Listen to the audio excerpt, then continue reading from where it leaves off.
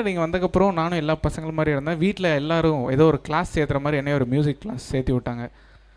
So அந்த class போனதுக்கப்புறம் நான் ஒரு ட்ரம்ஸ் அப்படிங்கிறத எனக்கு பிடிச்சிது. ஸோ அதை வாசித்து எங்கள் ஸ்கூல்லேருந்து இந்த காம்படிஷனில் அனுப்புவாங்கள்ல, போப்பா நீ வாசிக்கிறீல்ல போ அப்படின்னு வாசிட்டேன். நானும் சரி கூப்பிட்றாங்க அப்படின்னு சொல்லிட்டு போய் வாசிட்டு வந்துட்டேன். அதை பற்றி அப்புறம் ஞாபகம் இல்லை எதுவுமே. கரெக்டாக ஒரு 2 வீக்ஸ் இருக்கும் என் கிளாஸ். நான் எந்த காம்படிஷனுக்கு போனேன்னே எனக்கு ஞாபகம் இல்லை. ஆனால் பிரின்ஸிபல் ரூமுக்கு போனால் எனக்கு ஒரு சாக்லேட் கையில் ஒரு டைரி மில்க் கொடுத்தாங்க. இனியும் ஞாபகம் இருக்குது. 10 rupees டைரி மில்க் ஒன்று கொடுத்து கையில் ஒரு 100 rupees கொடுத்து ஒரு சர்டிஃபிகேட் ஒன்று கொடுத்தாங்க. அந்த 10 rupees டைரி மில்க் தான் நான் இங்கே வந்து நிற்கிறதுக்கு காரணம்.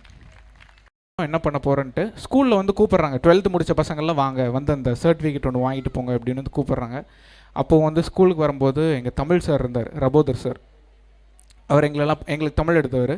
அவர் எங்களெல்லாம் கேட்குறாரு, நீ என்னடா பண்ணுற, நீ என்ன பண்ணுற எடுத்திருக்கேன்னு. பிகாம் சொல்கிறாங்க, ஒவ்வொருத்தர் ஒரு குரூப் சொல்கிறாங்க. எனக்கு பயம், ஒரு ஹெசிடேஷன். மியூசிக் சொன்னால் ஏதோ சொல்லிடுவாரோ, இவ்வளோ படித்து நீ மியூசிக் எடுக்கிறே அப்படின்ட்டு. சார் நான் மியூசிக் எடுக்கிறேன் அப்படின்னு சொன்னோன்னே சரியான தேர்வு அப்படின்னு சொல்லி ஒரு சிரிச்சார்.